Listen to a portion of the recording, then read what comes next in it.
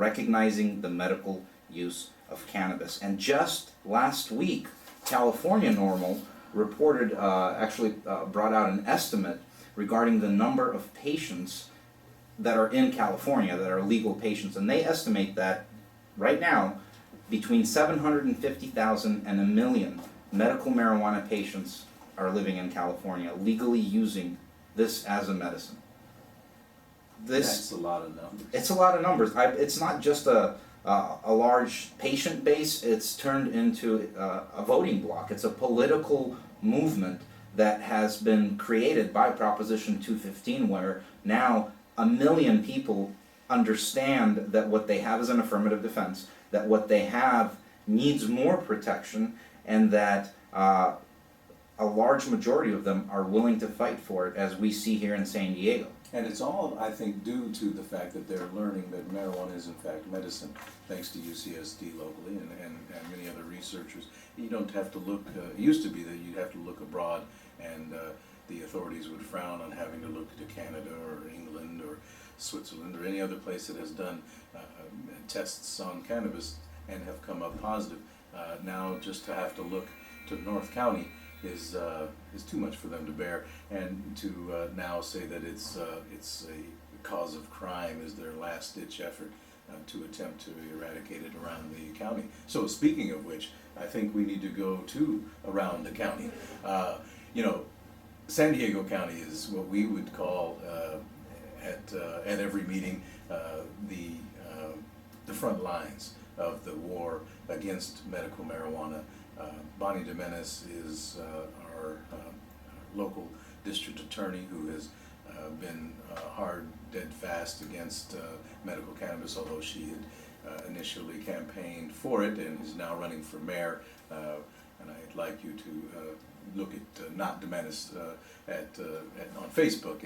But in the meantime, we are at the beginnings of all change of laws based on how Bonnie decides to prosecute here in San Diego. So locally in the county, it's very important to stay abreast of what's going on. We have many cases and events happening, one of which I know coming up for myself on Friday is one that everybody should think about, and that is the new possession law. It appears that if you have your recommendation and not a county card, they'll take that, they'll take your medicine, and they'll give you a new Schwarzenegger possession charge and send you on your way. You're talking about the infraction ticket now, right? Yeah, it's the infraction ticket, as a matter of fact. I've got a gentleman that came to me with the need for ACE's court support, and it's the first time that we'll be going in to discuss an infraction ticket and how might that patient get his meds back. It's going to be an interesting event. In traffic court. In traffic court.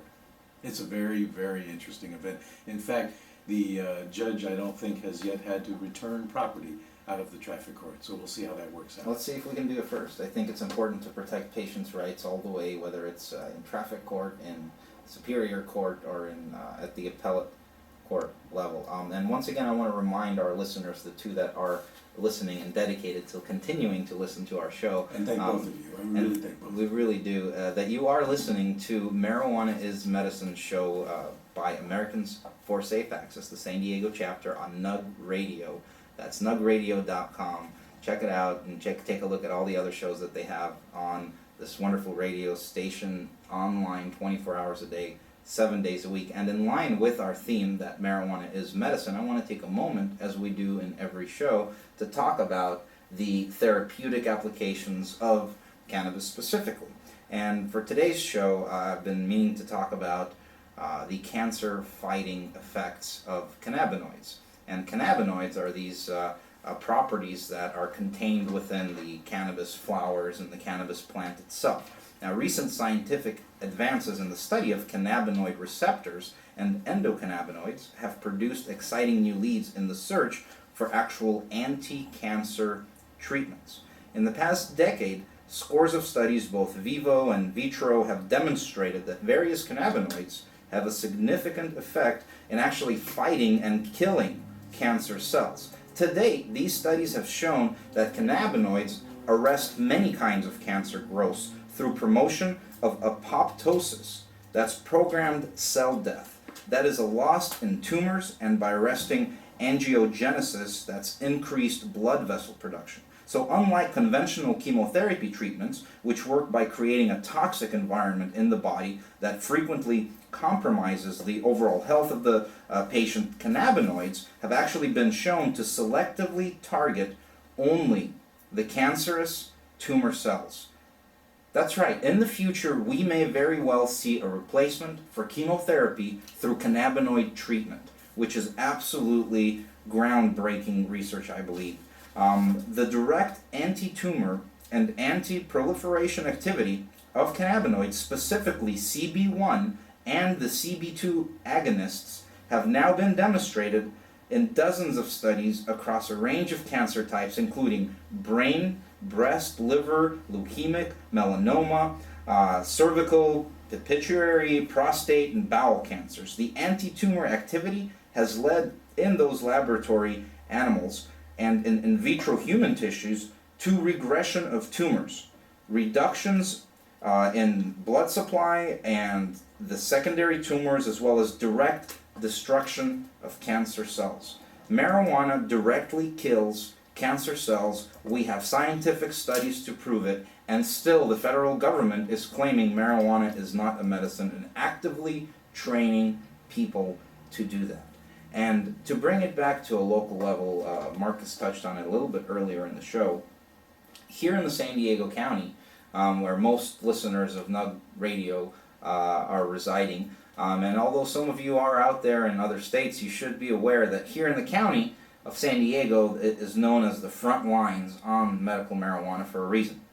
We have 18 municipalities. There's only one with an actual ordinance, the most restrictive ordinance probably in the entire state, and that is the county unincorporated areas. And now we have the other municipalities within the county also moving forwards, but not towards ordinances, not towards reasonable regulations for patients. No, they are actively moving forward towards bans, either outright bans written into law or eradication efforts through code enforcement and through other means. Now, in the city of Imperial Beach, on June 15th, as probably some of you have seen on nugmag.com, an article that just came out today, or on safeaccesssd.org, which is our local San Diego chapter website.